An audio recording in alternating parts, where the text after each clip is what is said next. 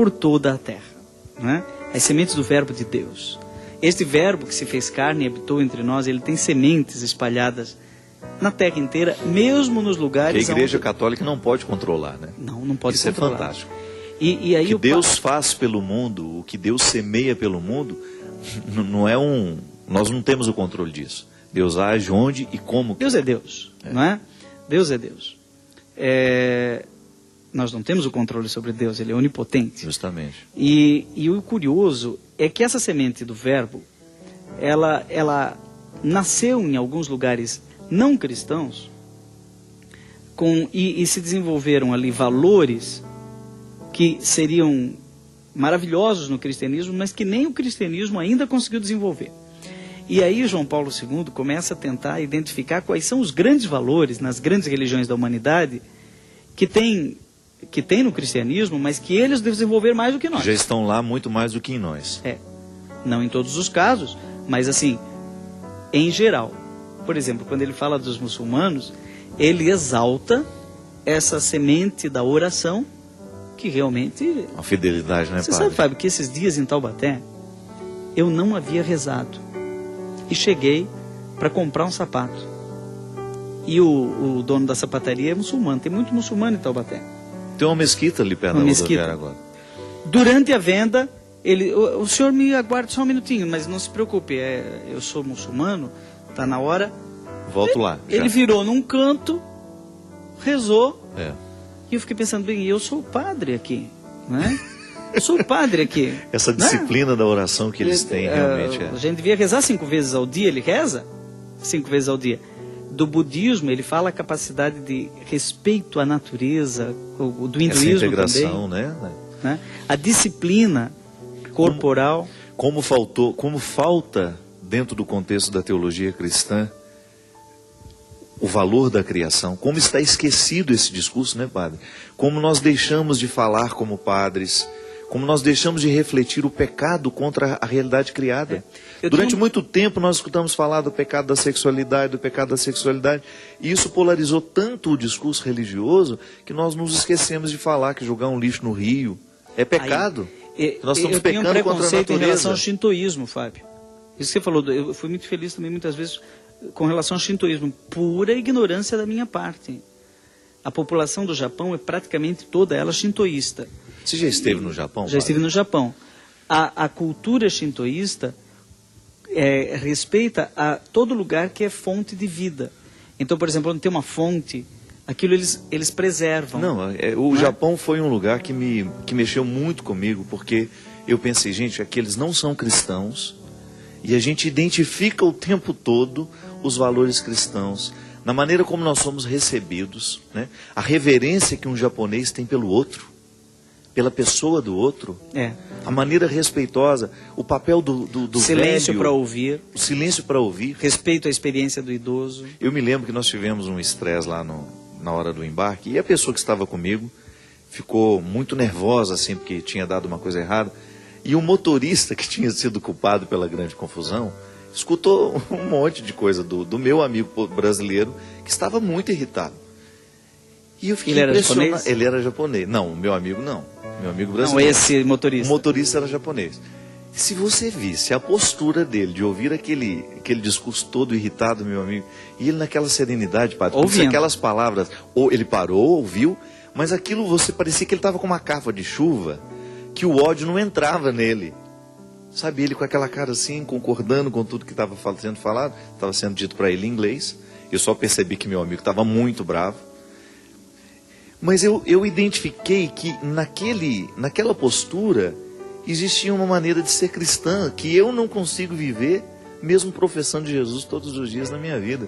E eu comecei a ter eu sempre já tinha um respeito pelas outras religiões, e eu acho que isso é fundamental para quem é cristão. Nós precisamos sim ter um amor ao outro, no contexto das diferenças, no contexto do respeito.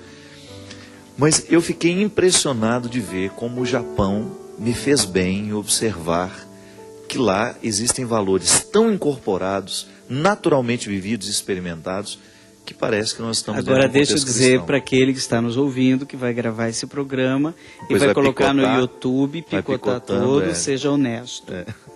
Leia João Paulo II, Cruzando o Limiar da Esperança. Leia Diálogo e Anúncio, documento do Magistério da Igreja. Né? Leia os textos de Karl Rahner, o maior teólogo do século XX, que chamava esses cristãos de cristãos anônimos, uma expressão não totalmente feliz, porque muitas vezes eles não sabem que são cristãos, mas para nós há um cristianismo latente neles, né? E aqui a gente teria exemplos e mais exemplos sobre isso. E a gente isso. pode até tocar numa questão que ficou foi muito falada em outros tempos, né, em outros momentos, inclusive um texto seu escrito em 2009, ajudou muitos cristãos que estavam em dúvida a respeito do próprio termo, fora da igreja não há salvação, né? Que foi uma questão que foi muito levantada nas redes sociais nos últimos tempos, que é justamente o conceito a eclesiologia, quando passa pelo Concílio Vaticano II, ela ganha esse caráter de abraço, né? De abraçar, abraço e de luz e de respeito, né? Ao que de bom Deus tem realizado naqueles territórios que nós ainda não chegamos. A Lumen Gentium é fantástica quando coloca a igreja como luz e não simplesmente como uma barca. Ou você está dentro ou você está fora. A luz ilumina. O conceito de barca de Pedro foi um conceito muito tratado pela eclesiologia do Concílio de Trento, né? Que é o grande momento desse conceito, né? Numa igreja que o Papa Francisco tem dito o tempo inteiro, olha, cuidado para não transformar a igreja numa instituição, mas um pouco transforma numa casa de pedra, né? Então mas a igreja a compreensão, só para a gente deixar claro para o povo, né? Era uma compreensão, barca de Pedro, quem estivesse dentro desse barco faz parte. Quem não estivesse dentro desse barco estava fora dessa comunhão. Exatamente, igreja reduzida à dimensão institucional. A igreja, ela é sacramento, ou mistério, não é? Para essa distinção é fundamental, né? Se você for pensar, isso é muito delicado, minha gente, e vamos fazer um esforço aqui para a gente adentrar esse território belíssimo. Igreja, instituição, igreja, mistério. Essa presença do Espírito no mundo, enquanto mistério que a instituição não pode, de maneira nenhuma, ter a pretensão de dizer que controla. Acho que Pedro tinha isso, fala-se de barca de Pedro, mas acho que Pedro tinha clareza dessa ideia da igreja como luz, porque aquela ideia dele que diz que existem alguns que procuram Deus às apalpadelas. Isso para mim é muito eloquente. Eu acho que em todas as religiões da humanidade existem sementes da verdade, sementes do verbo, só que a luz está numa penumbra. Nós acreditamos que Jesus é a luz, o caminho, a verdade e a vida, não um caminho verdadeiro para a vida. Porque aí nós cairíamos no relativismo. Temos vários lados para subir numa montanha. Você pode subir pela via budista, você pode vir pela via cristã. Não, nós não acreditamos nisso. Nós acreditamos que a verdade tem nome, tem rosto e se chama Jesus de Nazaré. Agora, esta verdade está presente também em outras religiões, ainda que não saibam, não é? Mas eles estão procurando as apalpadelas, como diria Pedro. E qual é o serviço da Igreja Sacramento? Lumen Gentium, luz dos povos. É colocar luz. É o serviço que, muito mais pelo testemunho, pelo serviço, do que pelas palavras. Papa Francisco, agora na Jornada Mundial da Juventude, ele evangelizou muito mais pelos gestos, né, do que pelos sermões. Com certeza. A delicadeza dele com as pessoas. Posso entrar? A maneira como ele abordava, né, a maneira como ele chegava, a maneira como ele olhava para as pessoas. Isso foi naturalmente evangelizador. É a cultura que ele chamou cultura do encontro, não é? No diálogo interreligioso, isso já está nos documentos da igreja. A gente sabe que o diálogo é salvífico. Ou eu estou aberto ao diálogo e sou também canal de salvação, né? Ou não, ou eu quero crer que as pessoas se salvam pela crença em algumas verdades. Mas nós temos uma fé que não se reduz à crença em verdades. A fé não se resume à fé em que? Nós acreditamos em quem? Claro, né? Claro. Quer dizer, a nossa fé é a adesão a uma pessoa. Isso está, agora estamos aí no ano da fé, né? Está indo para o final, é bom deixar bem claro. E uma pessoa, né? Uma experiência que não permite que em nós o ódio permaneça, né, padre? Eu acho que o essencial da nossa experiência com Deus, o grande fruto que o cristianismo precisa provocar em nós é justamente nos tornar cada vez mais território do amor, da misericórdia, do encontro, como diz também o Papa Francisco, que em nós e a partir de nós o mundo possa se encontrar, né? Então fique muito atento, você que gosta de defender a sua fé, e é bom que você defenda, é bom que você conheça a sua fé. Nós falamos isso no início do programa. Mergulhar no mistério do conhecimento do nosso cristianismo, do nosso catolicismo, você conhecer um pouco de teologia, você fazer um esforço para estudar o catecismo católico, para você conhecer os argumentos da sua fé. Mas que no momento que você tiver que argumentar, que no momento que você tiver de se posicionar para defender o que você crê, que você não se desprenda da sua responsabilidade de amar. Porque assim Jesus resumiu a questão. Deus é amor. E o nosso amor humano, muitas vezes machucado pela nossa vaidade, pela nossa prepotência, ele precisa ser convertido. Então, quando nós vamos argumentar para defender o que nós cremos, para fazer com que as pessoas possam entender o que nós queremos dizer, ou até mesmo para fazer uma correção, que permaneça então a nossa caridade, que é o maior de todos os...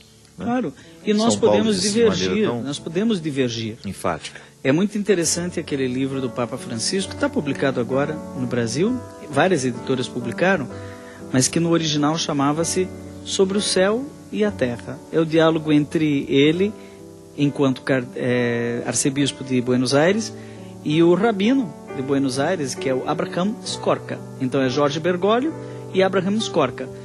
E o interessante é que o livro foi um fruto de um diálogo, é um exercício de diálogo entre dois líderes de duas religiões diferentes, o cristianismo e o judaísmo.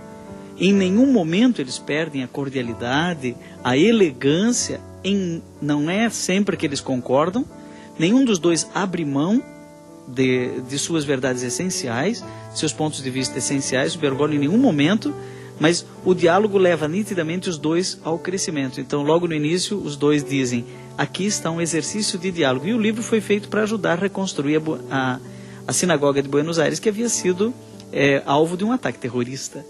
Então, você veja, é um diálogo frutuoso. Com certeza. Ele disse que ficaria só o primeiro bloco, mas é mentira. Nós vamos segurá-lo aqui mais um mês, que ele não pode ir embora mais, que ele vai se comprometer em ficar. O diálogo, que às vezes é tão difícil, né? O diálogo, a gente sabe que o diálogo religioso é difícil, mas é também difícil o diálogo dentro de casa. Às vezes nós queremos que o mundo seja melhor, que as pessoas sejam capazes de se respeitarem, de se amarem, mas às vezes a gente não dá o nosso passo de amar aquele que está dentro da nossa casa e de conviver com a diferença. Então é sempre bom que a gente veja qual é a parte desse, como dizia de maneira poética Chico Buarque, né? Qual é a parte desse latifúndio que nos cabe, né? Que eu preciso fazer aqui no meu contexto para que o mundo seja melhor, para que o mundo seja mais harmonioso. Então, estabelecer o diálogo, buscar no nosso dia a dia, estreitar cada vez mais os nossos vínculos, porque realmente, quando nós nos dispomos a fazer um mundo melhor, a gente vai ter que mexer na estrutura da nossa vida. E nem sempre é fácil. Vamos para um rápido intervalo e a gente volta já já com o programa Direção Espiritual.